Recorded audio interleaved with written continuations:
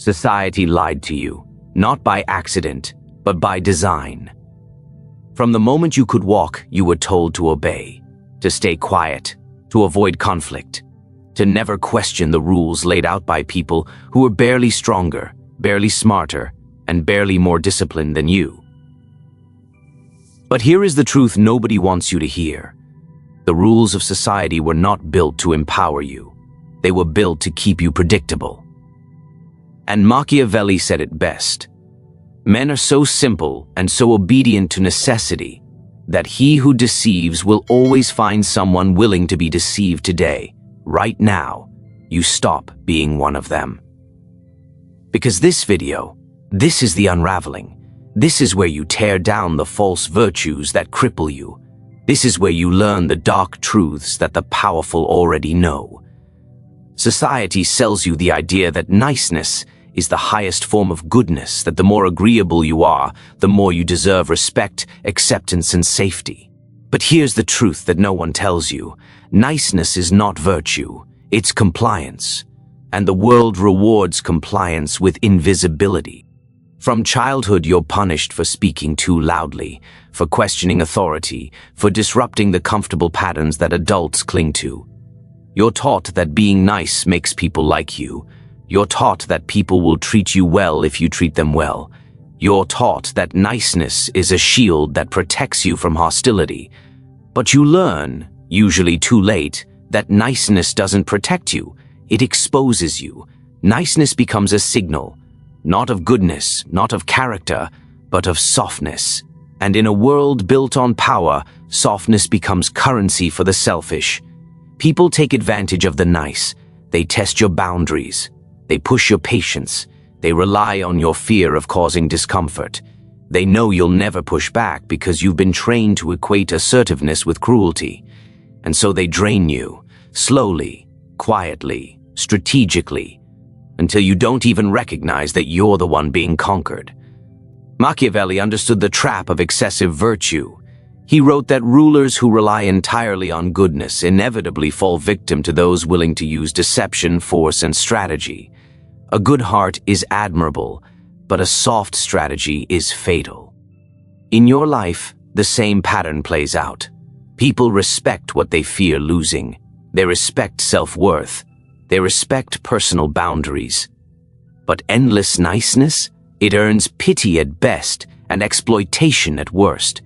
Niceness becomes the mask you wear because you're afraid of conflict. You fear that if you withdraw your niceness, people will leave. But the truth is far darker. If you remain endlessly nice, people will stay, but only to take. They'll stay for what you give, not for who you are. They'll stay because you're convenient, not because you're valued. And every day you continue being nice, you reinforce their belief that your needs can wait, your feelings can be overlooked, and your worth can be negotiated. Kindness, when used deliberately, is power. But niceness, the compulsive need to be liked, to keep peace, to avoid tension, is weakness cloaked in politeness. And the moment you stop performing niceness, the moment you speak with intention instead of apology, the moment you protect your energy instead of sacrificing it, the people who benefited from your softness will be the first to call you selfish. They will accuse you of changing when in reality you are simply awakening. Niceness is the illusion they handed you. Strength is the truth you reclaim.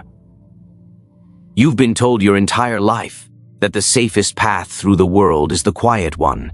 Stay neutral, avoid tension, keep everyone comfortable, don't make enemies.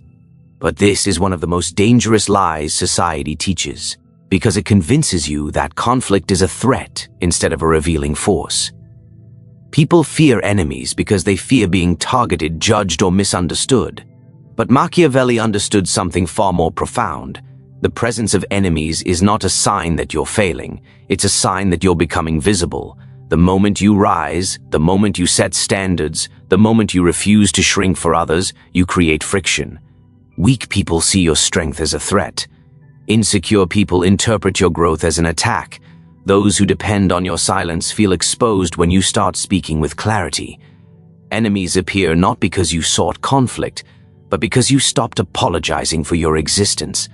And that's exactly why society teaches you to fear enemies, because the moment you stop fearing them, you become uncontrollable.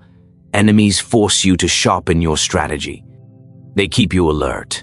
They reveal who actually supports you and who is only pretending. Pressure exposes loyalty. When everything is peaceful, everyone looks like a friend. But the moment you take a stand, the moment you draw a boundary, the moment you rise above mediocrity, the masks fall off. Some people will distance themselves because your ambition makes them confront their own laziness. Others will resent you because your clarity threatens their manipulation. Enemies aren't a sign of your darkness. They're a sign of your light shining too brightly for those still lost in their own shadows. Trying to avoid enemies leads you into a life of self-editing. You begin to water down your opinions, hide your confidence, soften your strength, and shrink your power just to avoid triggering others. You become a version of yourself designed to be digestible. But digestible people are forgettable, harmless people are replaceable, and replaceable people hold no influence. Machiavelli believed that it is better to have a few loyal allies and a few clear enemies than a crowd of lukewarm supporters. Enemies give you focus, clarity, and direction. They remind you that you are doing something that matters, something that disrupts, something that challenges the comfortable lies society clings to. The goal is not to seek enemies, but to stop bending your identity to prevent them. Because anyone who rises will inevitably create resistance. The only question is whether you will keep shrinking to avoid that resistance, or you will let the friction forge you into someone powerful enough to walk through the world without permission. You've been conditioned to believe that honesty is always noble, that transparency makes you trustworthy, and that revealing everything about yourself is a sign of purity. But in the real world, in the world where power actually matters, transparency is exposure, and exposure is vulnerability. People tell you to be transparent because it benefits them. It helps them understand you, predict you, and ultimately control you. The more they know about what you want, what you fear, what you dream of, and what triggers you, the easier it becomes to shape your behavior. They don't want transparency because it builds trust. They want it because it makes you readable. Machiavelli understood this deeply. He warned rulers never to reveal their true motives, because a predictable leader is an easy leader to manipulate. The same principle applies to your personal life. The more you speak, the more you explain, the more you justify, the more you defend your choices, the more you give people a blueprint to your internal world. And once they have that blueprint, they know exactly where to push, exactly where to question you, exactly where to destabilize your confidence. Transparency invites intrusion. You've been taught to let people in as if their intentions are always pure. But intentions shift, loyalties fade. People change when opportunity appears or when envy grows. When you reveal everything, you're handing out weapons, hoping the world chooses not to use them. You're revealing plans that others might sabotage. You're revealing insecurities that others might poke. You're revealing boundaries that others might test. Transparency is not trust. It's surrender disguised as openness. Watch what happens when you stop explaining yourself, when you let silence answer questions, when you let your actions speak instead of drowning everything in words. People become unsettled. They can't pin you down. They can't analyze your motives. They can't predict your next move. And uncertainty is one of the greatest forms of psychological leverage. Silence becomes strategy. Mystery becomes protection. Composure becomes armor. Transparency often comes from insecurity, the belief that if you don't explain yourself, people will misunderstand you. But here's the dark truth. People who want to misunderstand you will do it no matter how clearly you speak. And people who truly respect you don't require constant explanations. When you withhold information, you create space, you create intrigue, you create power. There is a difference between honesty and exposure. Honesty builds respect. Exposure builds vulnerability. Society taught you to combine them, to treat them as the same thing, knowing that a person who reveals everything has no strategic advantage. But when you learn to control what you reveal, when you speak with intention instead of impulse, When you choose silence over self-disclosure, the world begins to react to you differently. They watch you more carefully. They listen more closely. They treat your words with weight because you no longer throw them away. Your silence becomes the territory no one is invited into. Your restraint becomes the force that commands attention without ever needing to shout. From the moment you enter this world, you're placed in a line you never agreed to stand in. A line for approval, a line for opportunity, a line for recognition, a line for success. And society tells you the same thing over and over.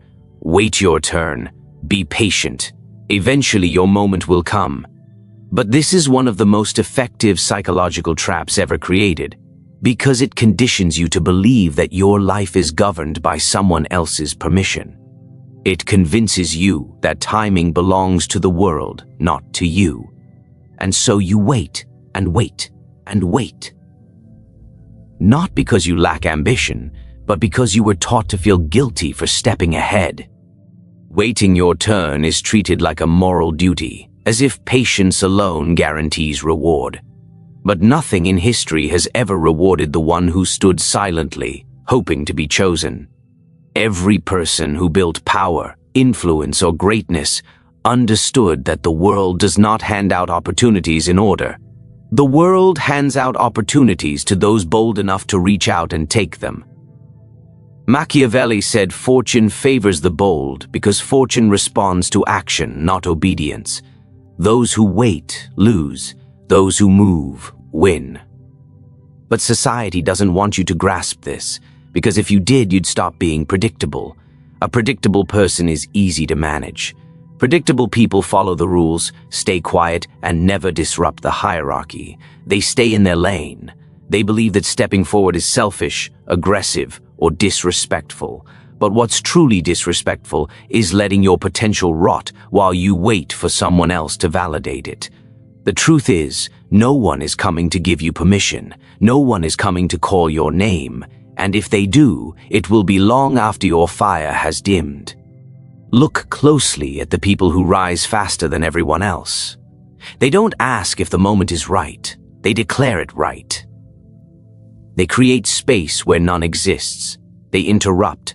They insert themselves. They make their presence unavoidable. And that makes people uncomfortable because it exposes how many others are wasting their lives on pause. The difference between the powerful and the powerless often comes down to a single decision. One pushes forward, the other waits to be invited.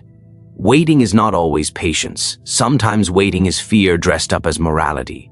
You tell yourself you're being respectful, but what you're really doing is avoiding rejection. You tell yourself the timing isn't right, but what you're really doing is avoiding responsibility. And you tell yourself that one day everything will align perfectly, but it never will, because alignment doesn't come before action. Alignment is created by action. There comes a moment in every powerful person's life where they stop waiting for a signal. They stop waiting for applause. They stop waiting for an open door. They make the move that everyone else is too hesitant to make. And that moment becomes the dividing line between who they were and who they become. Society teaches you to wait your turn because it fears the chaos of individuals who choose to move without permission. But if you want to rise, if you want to lead, if you want to step into the life that's meant for you, you have to do the one thing the world has trained you not to do. You have to step forward before anyone tells you it's your turn.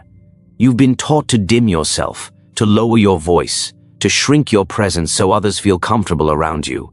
You've been conditioned to believe that being too confident, too direct, too certain makes you intimidating, and that intimidation is something to be ashamed of. But Machiavelli understood a truth that society desperately works to hide. People fear what they cannot control, and they respect what they fear losing. Your dominating energy isn't the problem. The problem is that you've been convinced to suppress it so people who lack inner strength don't feel exposed. A powerful presence is not loud, aggressive, or chaotic. True dominating energy is quiet, controlled, and undeniable. It's the way you enter a room without rushing. It's the way you speak without filler words. It's the way you hold eye contact as if you are evaluating, not seeking approval. It's the way your posture communicates that you are self-contained, unbothered, self-assured, and grounded in your identity. This kind of presence unsettles people because it highlights their insecurity. Your energy makes them confront the gaps in their own confidence, and instead of fixing themselves, they want you to make yourself smaller. Society teaches humility not out of moral goodness, but because humility keeps you manageable. If everyone stood tall, spoke with certainty, and demanded respect, the entire social structure built on compliance would collapse. That's why the world tells you to soften your edges, to be humble, to be approachable. But approachability is often code for "don't make me feel inferior." You've mistaken politeness for virtue when, in reality, your restraint is an unintentional act of self-betrayal. Machiavelli knew that a leader doesn't need to shout. Power radiates from presence alone. People sense when you operate from inner strength. They sense when you don't need validation. They sense when you're not performing for acceptance. And the moment they sense this, they treat you differently. Your words carry more weight. Your silence becomes more meaningful. Your boundaries become clearer. Your standards become non-negotiable. A dominating energy is not about overpowering others. It's about not allowing others to overpower you. The truth is, your greatest fear is not that people will find you intimidating. Your greatest fear is that once you stop dimming yourself, you'll finally see how many people only liked you because you were easy to handle. When you step into your full presence, some people will pull away. Not because you've changed, but because they can no longer use you, control you, or stand above you. The people who remain are the ones who see your strength as an asset, not a threat. You don't need to apologize for having a powerful energy. You don't need to dilute your confidence to soothe the insecure. And you don't need to shrink so others feel taller. Dominating energy is not something you force. It's something you allow when you stop censoring who you truly are. You've been told your whole life that the safest route is the one everyone else follows. Go to school, get the degree, take the job, follow the manual, do what's expected. Society frames this as responsibility, stability, maturity. But what they never tell you is that the conventional path was designed to keep you predictable. The world teaches you to follow patterns, not because they guarantee success, but because they guarantee conformity. And conformity benefits the system far more than it benefits you.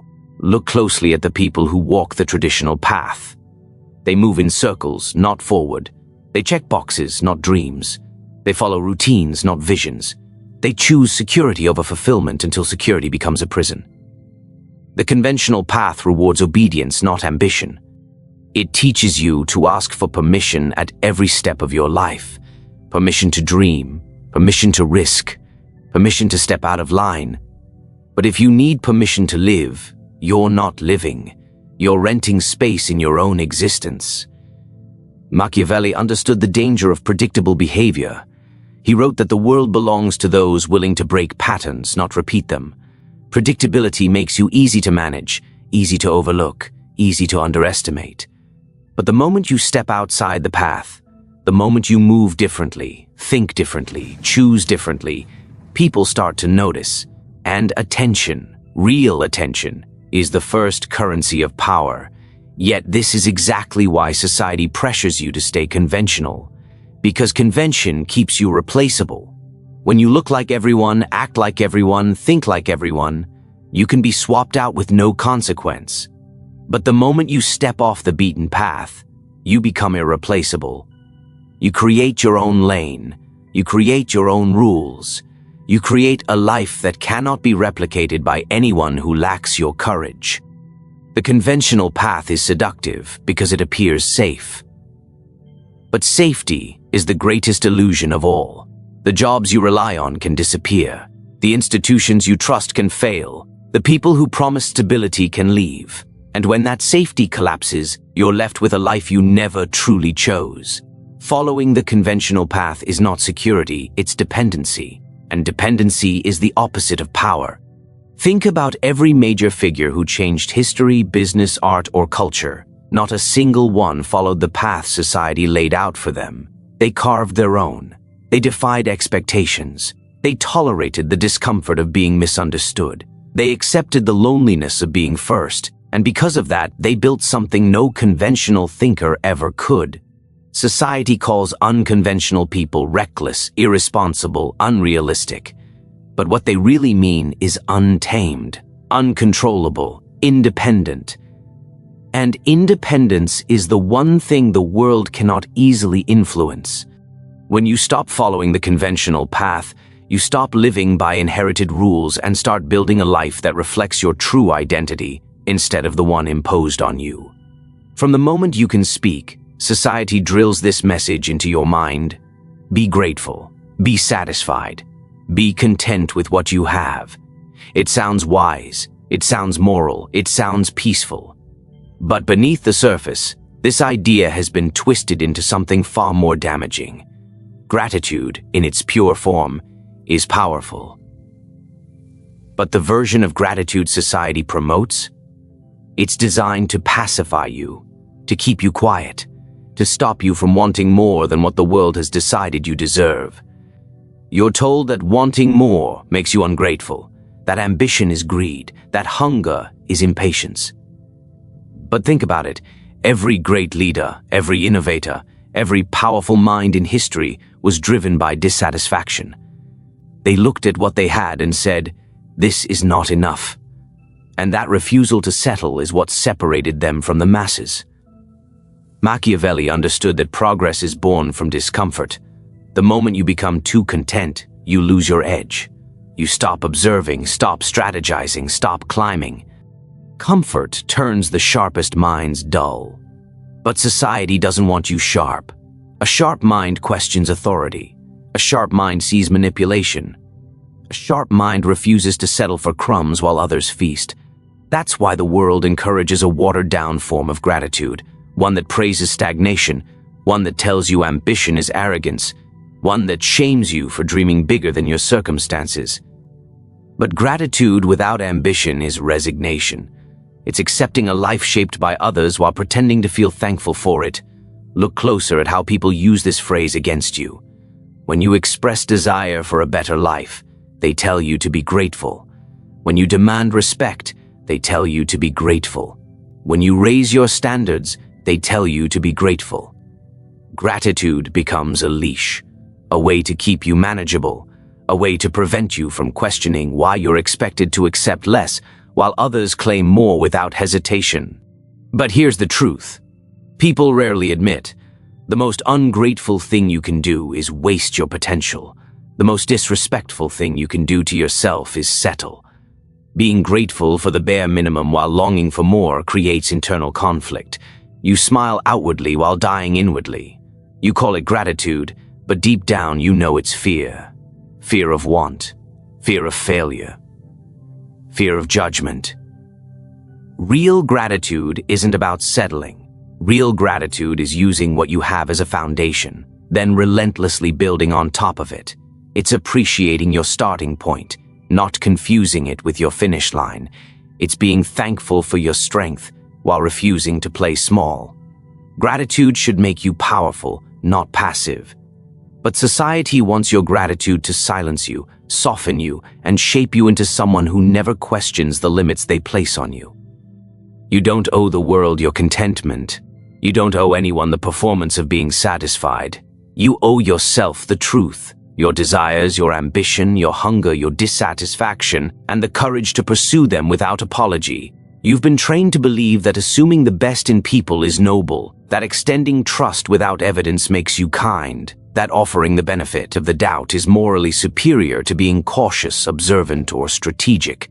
But in the real world, where human nature is far more complicated than society admits, this mindset is a trap.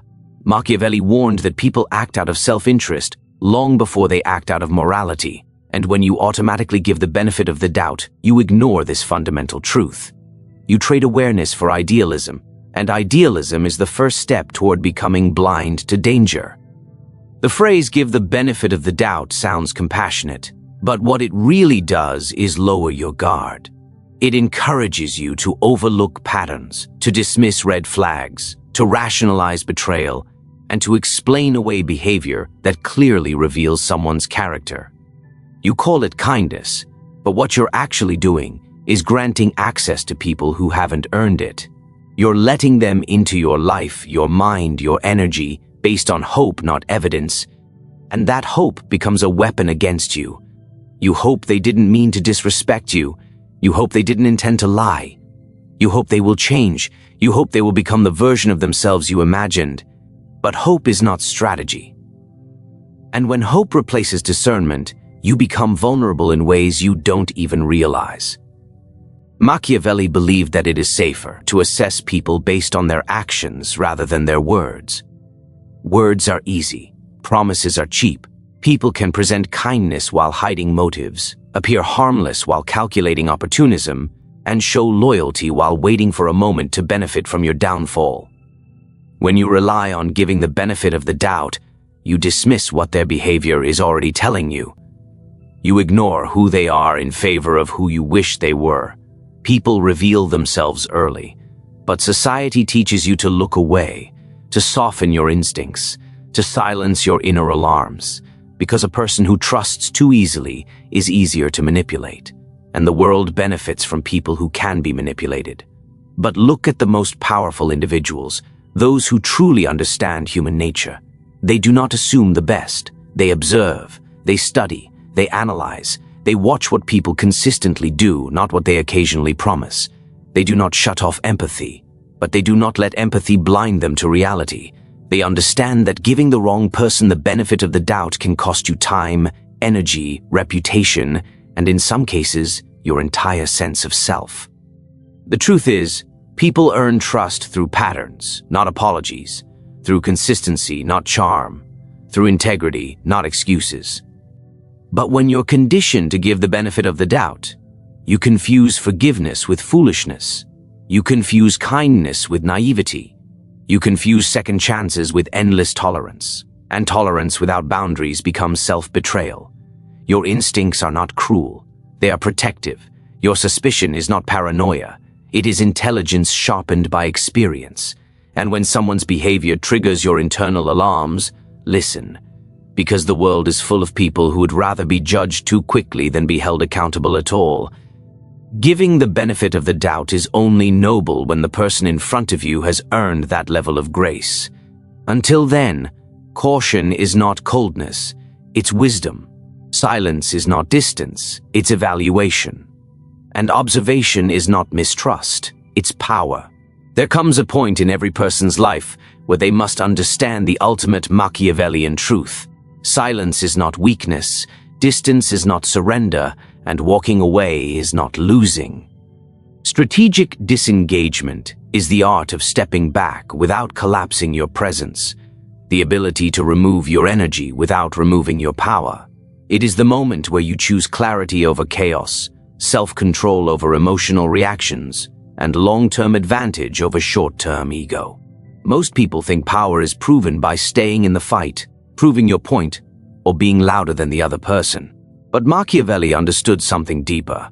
When you disengage strategically, you shift the battlefield entirely. You stop playing their game and force them to face themselves. This is the point where the power dynamic flips, not through confrontation but through withdrawal. When you step back, people begin to wonder. They feel the absence of your presence far more intensely than they ever appreciated your presence. They question themselves. Did they push too far? Did they lose influence over you? Are you planning something? The silence becomes a psychological mirror that exposes their insecurities. Machiavelli teaches that when someone no longer has access to your emotions, they no longer have access to control. Your disengagement becomes a weapon, not to attack them, but to protect your internal stability. And when your internal stability is protected, your decisions become clearer, sharper, colder, and far more effective. Strategic disengagement also gives you time to observe patterns you were blinded to before. When you stop reacting, you start seeing. You notice who panics when you stop talking, who becomes angry when you stop giving, who feels threatened when you stop explaining yourself. These reactions reveal loyalties, weaknesses, and intentions more accurately than any argument ever could. Walking away from an emotional battlefield is how you preserve your energy for battles that actually matter. It allows you to redirect your focus toward growth, strategy, and self-respect instead of wasting power on people who thrive on draining others. Strategic disengagement is not about being passive. It is your most powerful form of active control, the shield that reinforces your autonomy, and the silence that reminds others they never controlled you in the first place. From the earliest moments of your life, society has drilled into you the importance of fitting in. You've been told that acceptance is safety, that belonging equals protection, that blending with the crowd shields you from scrutiny and conflict. From school to work, from social circles to professional hierarchies, the message is constant: adapt, conform, and don't stand out. On the surface, this seems like practical advice. After all, nobody wants to be ostracized, and cooperation has its benefits. But beneath that surface, there's a hidden trap, a psychological cage disguised as comfort. Society doesn't encourage you to fit in because it cares about your well-being. It encourages it because conformity is easier to control. Those who blend in are predictable, manageable, and ultimately powerless. Machiavelli understood this principle in its harshest form. Leaders who changed the course of history were never those who fit neatly into expectations.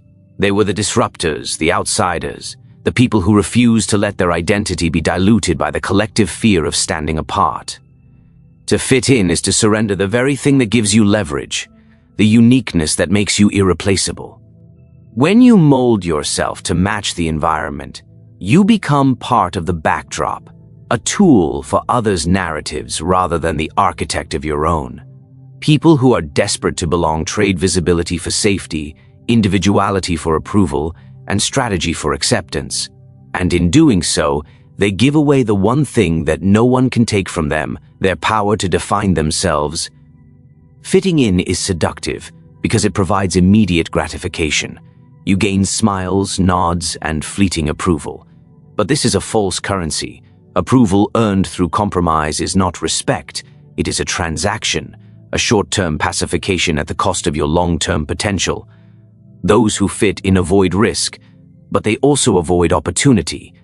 They follow the path that everyone else takes, hoping to find fulfillment where others never did. They look around at the crowd and tell themselves that safety lies in numbers, that influence is collective rather than individual, and that obedience equates to wisdom. The world, however, does not reward those who hide among the crowd. The crowd has no memory, no loyalty, no interest in celebrating those who mimic it.